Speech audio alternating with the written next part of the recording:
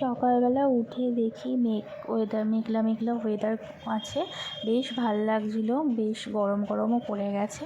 সামনে না একটা বিয়ে বাড়ি হচ্ছিলো, ওটাই দেখছিলাম আর ভাবছিলাম। আর সকালবেলা উঠেই না আমার মুডটা কেমন অফ হয়ে যায়, কেন জানি না, আমার ভালো লাগে না কিছু। তো আমার মতন কে কার এরকম হয় বলো তো তোমাদের? তো যাই হোক, আজকে ছিল মাঘী পূর্ণিমা। আজকে চলে গিয়েছিলাম আমার শাশুড়ির সাথে একটা জায়গাতে। আর এই বাড়িটার সম্বন্ধে আমি আগে জানতাম না, আমি আমার শাশুড়ির থেকে শুনলাম এই বাড়িটার নাম হচ্ছে পাগড়ি বাড়ি। আর এই বাড়িটায় নাকি স্বামী বিবেকানন্দ তার পাগড়ি রেখে গেছিলেন। তো এখানে বেলুড় মঠ থেকে সব মহারাজরা আসেন, মাঘী পূর্ণিমার দিন নাকি বেশ বড় করে অনুষ্ঠান হয়। মহারাজরা এসেছিলেন, এসে এখানে মানে হোম টোম করছিলেন। এখানে পাগড়িটা দেখালাম তোমাদেরকে। আর এনারই বাড়ি এটা। আর এই যে এই ঘরটা দেখছো, এই ঘরটায় নাকি মা শারদা এসেছিলেন। বেশ ভালো লাগছিল, অন্যরকম লাগছিল। আর এখানে অনেক ঠাকুর ছিল, এখানে ছিল গোপাল, জগন্নাথ, বজরংবলী, বেশ অনেক রকম ঠাকুর ছিল।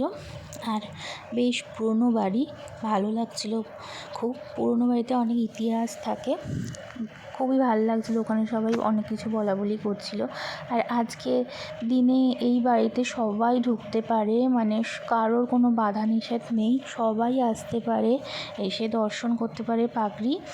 আর এখানে আমি শাড়ি পরে নিয়েছিলাম। আর এইসব অনুষ্ঠান বা পুজো টুজোর বাড়িতে না আমি শাড়িটা পরতেই বেশি ভালোবাসি, ভালো লাগে শাড়ি পরতে। আচ্ছা, এখানে আমরা কুপন কেটে নিয়েছিলাম ভোগ প্রসাদ পাওয়ার জন্য।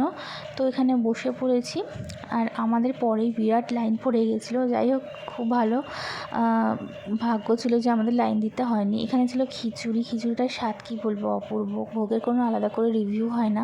ছিল আলুর দম আর বাঁধাকপির তরকারি, টমেটোর চাটনি, আর ছিল শুকনো বোঁদে।